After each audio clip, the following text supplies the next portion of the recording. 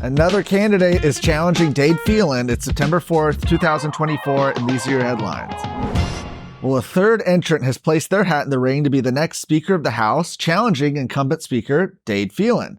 That's State Representative David Cook of Mansfield, who made the announcement last night saying it's time to ensure that leadership better reflects the will of the majority party.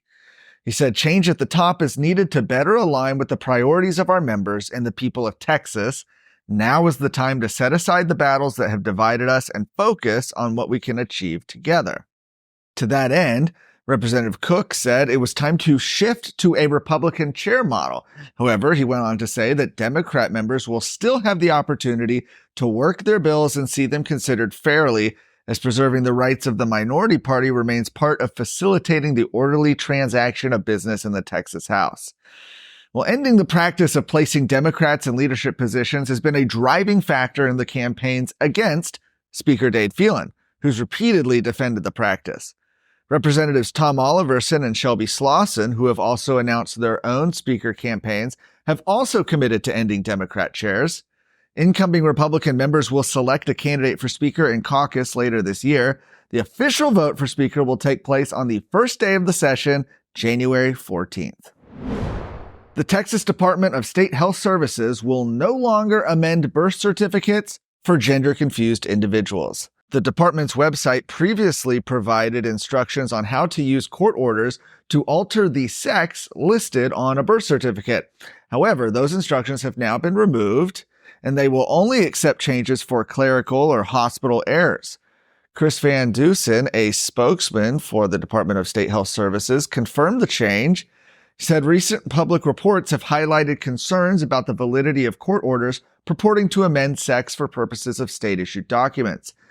DSHS is seeking assistance from the Office of Attorney General to determine the applicability of these concerns to amendments to vital records. DSHS is no longer altering applicant sex on birth certificates based on these court orders. Well, Texas Family Project President Brady Gray told Texas Scorecard he applauded their decision to prioritize truth and reality above ideology. And this policy change follows the Texas Department of Public Safety's recent announcement that they will no longer process sex changes on driver's licenses. Now, back in 2022, we reported a significant rise in court-ordered sex changes on birth certificates in Texas. In 2015, only 34 such cases were recorded, compared to 385 in 2021.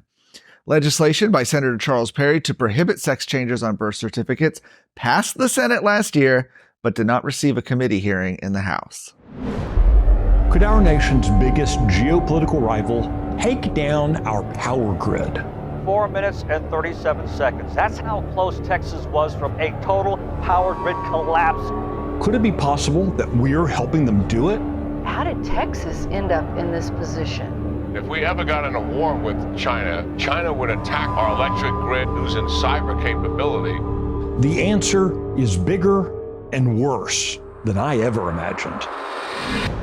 One Texas lawmaker is proposing a later start to the school year, saying the change will save energy and money, help protect the power grid, and improve life for school kids. State Representative Jared Patterson suggested students should return to school in September instead of August to avoid having to cool campus buildings during the hottest weeks of summer when power demand and prices are high.